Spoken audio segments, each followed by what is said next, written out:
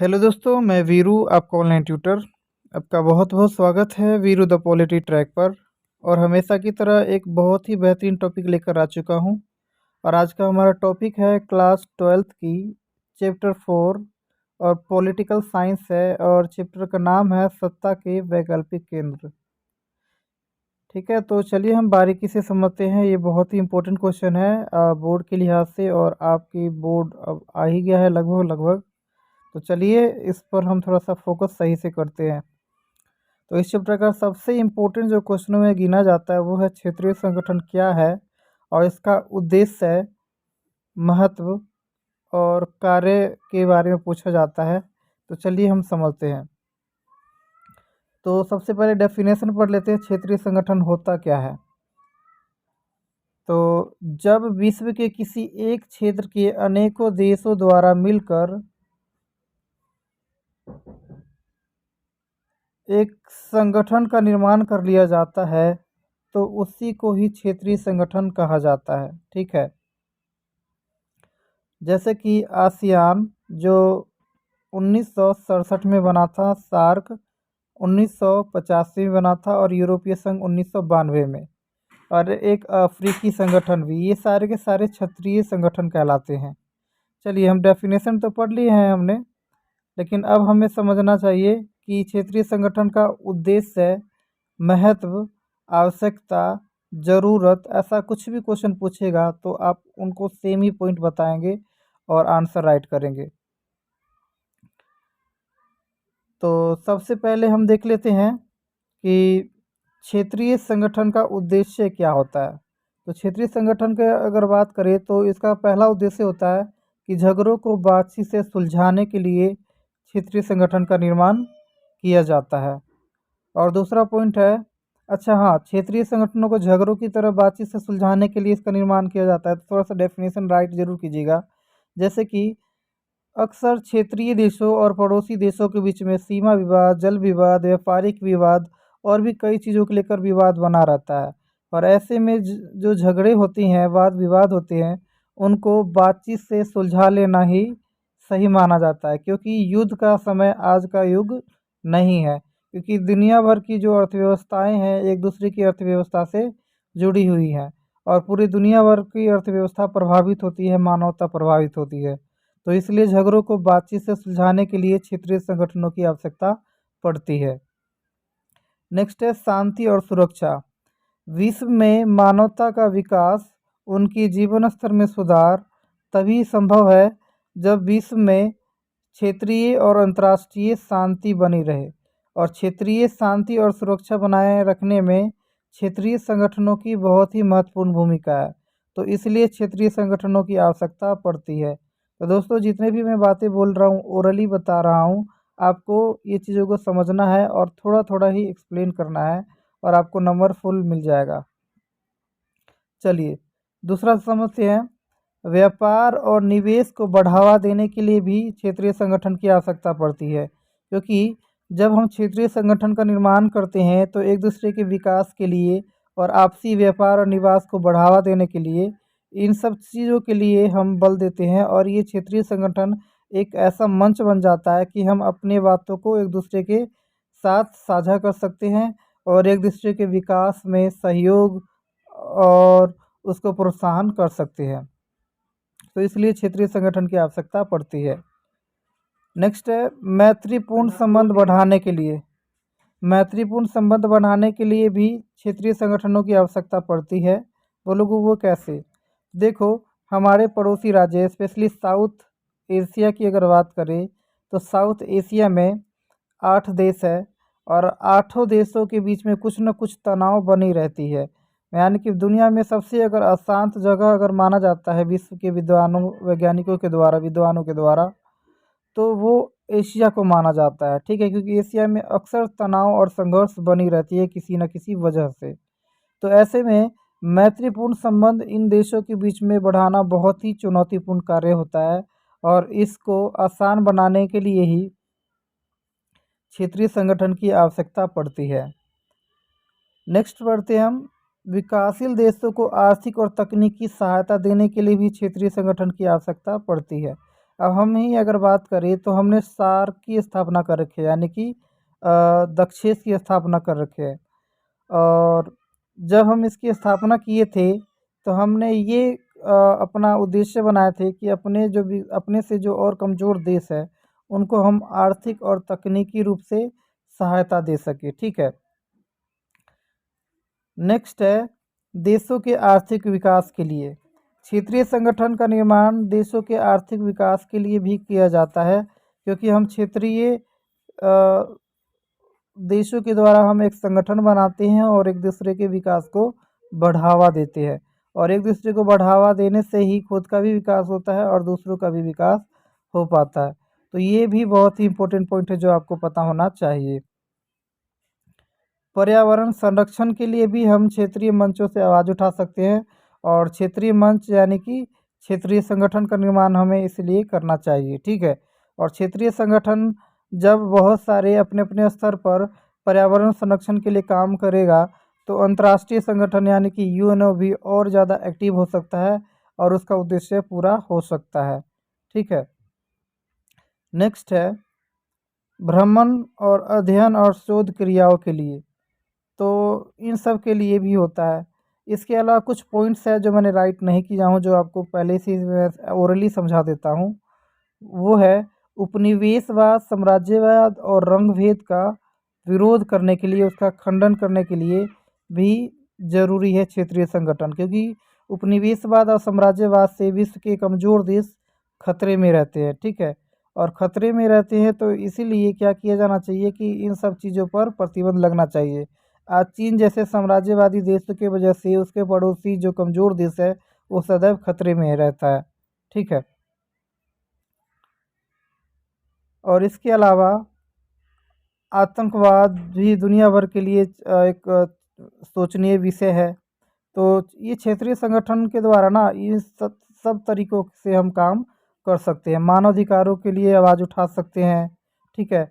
नई अंतर्राष्ट्रीय आर्थिक व्यवस्था लागू कर सकते हैं। तो ये मैंने 8 पॉइंट के अलावा 3-4 पॉइंट और मैंने एक्स्ट्रा बता दी जाऊँ, तो वो भी ज़रूर राइट कर लीजिएगा। ठीक है। ये बहुत ही इम्पोर्टेंट क्वेश्चन है। चलिए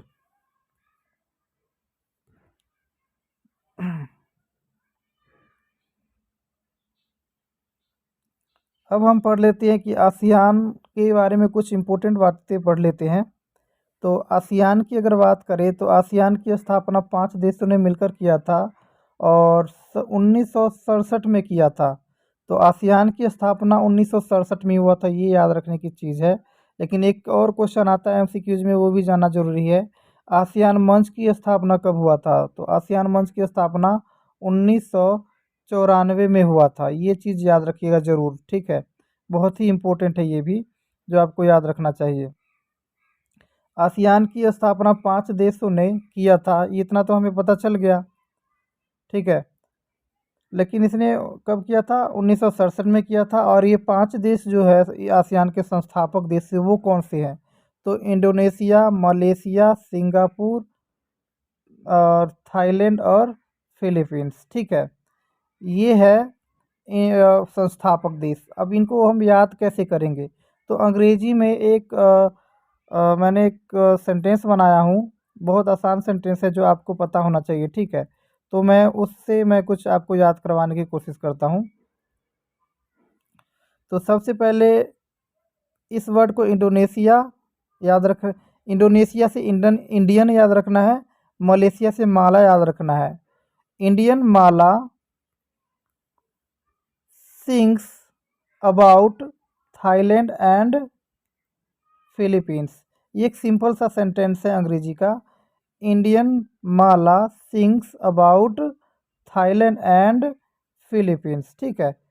तो इसका मतलब क्या होता है कि इंडियन माला है कोई, ठीक है, और इंडियन माला गुणगान कर रही है। सिंग्स मतलब गुणगान करना, किसके बारे में? तो इन 2 देशों के बारे में। यहाँ पे गई होगी टूरिस्ट के रूप में और उसे काफ़ी ज़्यादा यहाँ की जो नेचुरल सीन्स है वो सारे के सारे पसंद आया होगा। इसलिए इंडियन माला क्या करती है? सिंग्स करती है। सिंग्स यानी कि गुणगान करती है, किसके बारे में? तो थाईलैंड एंड फिलीपींस के बारे में।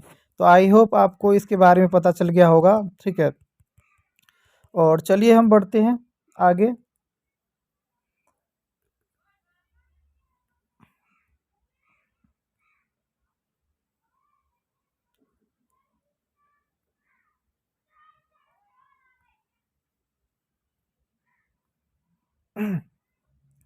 अब आसियान में 5 देश और बढ़ गया है, ठीक है, नए देश 5 जुड़े हैं, ठीक है, जिससे वर्तमान में आसियान की 10 सदस्य हो चुके हैं। 5 पहले थे और 5 और मिल गया है, जिससे अब 10 सदस्य है। और जो अभी अभी आसियान में जो सदस्य शामिल हुए हैं, ठीक है, ये भी इनका भी बारे में पता होना ज़रूरी है, ठीक है। तो सबसे पहले हम पता कर लेते हैं वियतनाम, म्यांमार, कंबोडिया, लाओस और ब्रुनेई दारुसलाम। ये 5 देशों का नाम याद कैसे करें, तो इसका भी मैंने एक ट्रिक बनाया हूँ। वियतनाम को वियतनाम ही रहने देते हैं। वियतनाम में कम लाओ ब्रू दारू, ठीक है, ये हमारा सेंटेंस है। एक बार फिर से मैं बताना चाहूँगा, ज़रूर देखिएगा। तो वियतनाम में कम लाओ ब्रू दारू। ब्रू क्या होता है, कॉफ़ी होता है, और दारू तो जानती हो क्या होता है। तो इस तरह से मैंने इसके संस्थापक देशों की और नए जो देश शामिल हुए उन देशों का नाम मैंने आपको याद दिला दिया हूँ, ठीक है। आई होप आपको वीडियो अच्छा लग रहा होगा। अगर थोड़ा सा भी अगर लग रहा होगा तो प्लीज़ यार लाइक शेयर कमेंट और सब्सक्राइब भी करते रहना, ठीक है। चलो हम आगे बढ़ते हैं। आसियान की प्रमुख उद्देश्य क्या है, तो आसियान की अगर प्रमुख उद्देश्य की अगर बात करें तो पहला उद्देश्य है कि आर्थिक, सामाजिक और सांस्कृतिक विकास करना, ठीक है, और झगड़ों को बातचीत से सुलझाना। आसियान की वार्षिक बैठकें बुलाना ताकि उन बैठकों में अपने सहयोग को बढ़ाया जा सके, ठीक है, एक दूसरे के विकास के लिए बात किया जा सके, एक दूसरे के साथ व्यापार और निवेश की बात किया जा सके, तो इसलिए वार्षिक बैठक पर बल दिया जाता है। और शांति और सुरक्षा को बढ़ावा, ठीक है। नेक्स्ट है आसियान के देशों को आर्थिक सहायता करना और एशियाई देशों के साथ व्यापार और निवेश को बढ़ाना। तो ये सारे के सारे चीज़ें आपको पता होना चाहिए जो आसियान चाहता है। आसियान विजन की बात करें हम तो 2020 तो जा चुका है, लेकिन क्वेश्चन अक्सर आता रहता है कि आसियान शैली क्या है और आसियान की 2020 विजन क्या है, ठीक है। तो सबसे पहले हमें क्या करना चाहिए कि आसियान के थोड़ा सा इंट्रोडक्शन जान लेते हैं, जो हम पहले ही पढ़ चुके हैं अभी, कि आसियान के 5 देशों ने मिलकर और बैंकॉक घोषणा पत्र पर हस्ताक्षर करके और आसियान की स्थापना 1967 में किया था। और 5 और नए सदस्य शामिल हो जाने के बाद अब वर्तमान समय में इसमें 10 सदस्य है, ठीक है। अब सबसे पहले हम पढ़ लेते हैं आसियान शैली क्या है। तो यह वह शैली है जिसने अनौपचारिक, टकराव रहित और सहयोगात्मक मेल मिलाप का एक सबसे बेहतर उदाहरण पेश किया है, ठीक है। एक बार फिर से मैं रिपीट करना चाहूँगा, ज़रूर देखिएगा। आसियान वह शैली है जो 3 चीज़ों का उदाहरण पेश की है। सबसे पहले अनौपचारिक, ठीक है, अनौपचारिक का मतलब होता है बिना दिखावा के, ठीक है। और टकराव रहित का मतलब होता है बिना लड़े। और सहयोग मूलक, ठीक है, या सहयोगात्मक मेल मिलाप, ये 3 चीज़ों का उदाहरण पेश करता है आसियान शैली, ठीक है। और यही आसियान शैली है, ठीक है, क्योंकि ये इन तीनों चीज़ों का उदाहरण पेश कर रहा है ना ये, तो यही इनका तरीका है। शैली मतलब तरीका होता है, ये चीज़ याद रखिएगा। तो आसियान शैली का हमने डेफिनेशन हमने पढ़ लिए हैं। अब हम समझते हैं कि आसियान विजन क्या है। तो पहला आसियान विजन जो है वो है अंतर्राष्ट्रीय समुदाय में आसियान की बहिर्मुखी भूमिका का महत्व देना। यानी कि आसियान समुदाय है वो क्या करता है कि अंतर्राष्ट्रीय समुदाय में, यानी कि अंतर्राष्ट्रीय संगठन में बहिर्मुखी का भूमिका निभाने पर बल दे रही है। यानी बहुत सारी उद्देश्यों को कंप्लीट करने में, बहुत सारे मामलों में ये आसियान भूमिका निभाना चाह रही है, ठीक है। तो ये है हमारा पहला विजन आसियान का। फिर नेक्स्ट है झगड़ों को बातचीत से सुलझाना, संवाद एवं परामर्श की रणनीति अपनाना। यानी कि एक दूसरे से संवाद करना, ठीक है, एक दूसरे को ज़रूरत पड़ने पर परामर्श देना, व्यापार, निवेश, विकास आदि से संबंधित, ठीक है। और वार्षिक बैठक, ठीक है, वार्षिक बैठकों पर भी बल देते हैं ये। और दक्षिणी एशियाई देशों के साथ व्यापार और निवेश को बढ़ावा देने पर बल देती है। तो इस तरह से आसियान विजन, ये 5 पॉइंट थे, ठीक है, ये आपको पता होना चाहिए। अब हम समझ लेते हैं आसियान की स्थापना से आसियान के देशों का तेज़ी से आर्थिक विकास बढ़ रहा है, ठीक है। तो तेज़ी से अगर आर्थिक बढ़ रहा है और विश्व के अनेक देशों के साथ मैत्रीपूर्ण संबंध स्थापित हो रहा है, ठीक है। और उनका क्या हो रहा है कि व्यापार निवेश बढ़ रहा है। अगर बात करें आसियान की, तो व्यापार और निवेश बढ़ रहा है, सहयोगात्मक संबंध स्थापित दुनिया भर के देशों के साथ हो रहा है। और इससे उनका क्षेत्रीय शांति और सुरक्षा में भी वृद्धि हो रही है। तो ये सारी चीज़ें हो रही है, इनका बेनिफिट्स आपको समझ में आ गया होगा, ठीक है। चलिए हम अब समझ लेते हैं सार्क क्या है। सार्क यानी कि दक्षेस क्या है। और दक्षेस के द्वारा दक्षिणी एशिया में क्षेत्रीय शांति और सहयोग को कैसे हम बढ़ावा दे सकते हैं, बहुत ही बार क्वेश्चन पूछा जाता है। बेशक से आप एक बार एग्जाम में ज़रूर देखिएगा। मेरी बातों को शायद उतना आप अहमियत अभी ना दो, लेकिन आप जब क्वेश्चन पेपर देखेंगे तो ज़रूर ही आपको महत्व समझ में आएगा। तो चलिए हम समझते हैं। सबसे पहले हम एक काम करते हैं, सार्क का ही डेफिनेशन समझ लेते हैं। तो दक्षिणी एशिया में पहली बात तो आपको पता होना चाहिए कि दक्षिणी एशिया में 8 देश है, ठीक है। और अभी पता चल जाएगा आपको कौन सा 8 देश है। तो दक्षिणी एशिया के 8 देशों ने मिलकर शांति और सहयोग के बढ़ावा के लिए, ठीक है, शांति और सहयोग को बढ़ावा के लिए उन्होंने क्या किया कि एक संघ का निर्माण कर लिया। एक बार फिर से बताना चाहता हूँ, आप ज़रूर याद रखिएगा। दक्षिणी एशिया के देशों ने मिलकर शांति और सहयोग के लिए, उसको बढ़ावा देने के लिए एक संघ का निर्माण किया गया। उसी को सार्क यानी दक्षेस कहा गया। इसकी स्थापना 1985 में 7 देशों ने मिलकर किया था, ठीक है। और 7 देश कौन सा है वो याद रखिएगा। तो वो है भारत, पाकिस्तान, नेपाल, भूटान, बांग्लादेश, श्रीलंका, मालदीव, ठीक है। ये 7 देश थे, ठीक है। लेकिन 8वां देश की अगर बात करें तो 8वां देश अफ़गानिस्तान बन गया, ठीक है। तो ये 8 देशों की एक संगठन है सार्क यानी दक्षेस। और दक्षिणी एशिया में सिर्फ और सिर्फ 8 ही देश है, तो इसलिए 8 से ज़्यादा सदस्य नहीं हो सकते इसके अंदर। हाँ, फ्यूचर में क्या होने वाला है वो तो नहीं कर सकते हैं, लेकिन दक्षिणी एशिया में अभी इतना ही सदस्य है। अब नेक्स्ट जो क्वेश्चन है हमारा, ये भी ज़रूरी है समझना। तो नेक्स्ट जो क्वेश्चन है हमारा वो है कि शांति और सहयोग को कैसे हम स्थापित करें, ठीक है, दक्षिणी एशिया में। तो सबसे पहला झगड़ों को बातचीत से सुलझाना, इसको मैं समझा चुका हूँ। मैत्रीपूर्ण संबंध को बढ़ावा दे करके, ठीक है। और इसके अलावा व्यापार, मुक्त व्यापार को हम बढ़ावा दें, मुक्त व्यापार समझौता रखें, ठीक है। जिससे व्यापार और निवेश में वृद्धि होगा तो शांति और सहयोग भी बढ़ेगा। और विकासशील देशों को हम आर्थिक सहायता दे सकते हैं, ठीक है। अपने जो दक्षिणी एशिया में तो सारे के सारे विकासशील देश है, लेकिन अपने से कमज़ोर देशों को आर्थिक सहायता देकर हम शांति सहयोग की स्थापना कर सकते हैं। और 5वां जो पॉइंट है, ठीक है, वो है सभी देशों के साथ मिलजुल कर विकास करें, ठीक है। और एक दूसरे के विकास के लिए प्रोत्साहन करें। तो इस प्रकार से हम आगे बढ़ सकते हैं और शांति और सहयोग की स्थापना कर सकते हैं। अभी अभी मैंने बताया था आपको कि सार्क में कितने देश है, तो 8 देश है। भारत, पाक, नेपाल, भूटान, श्रीलंका, बांग्लादेश, मालदीव, ठीक है, ये 7 देश है। और 8वां देश अफ़गानिस्तान था, ठीक है।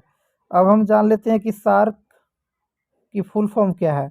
तो दक्षिणी एशिया के देशों ने ही इसका संगठन का निर्माण किया है। तो साउथ एशियन, ठीक है, साउथ एशियन एसोसिएशन मतलब संगठन होता है।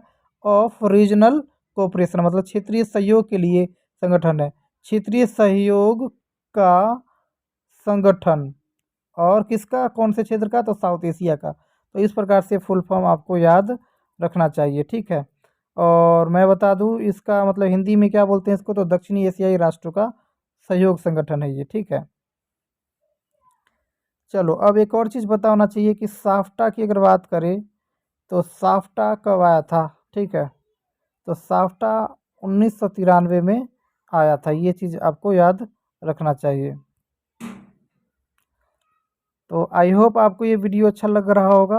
अगर थोड़ा सा भी अगर अच्छा लगा होगा तो प्लीज़ लाइक शेयर कमेंट और सब्सक्राइब ज़रूर कर दीजिएगा। Thank you so much.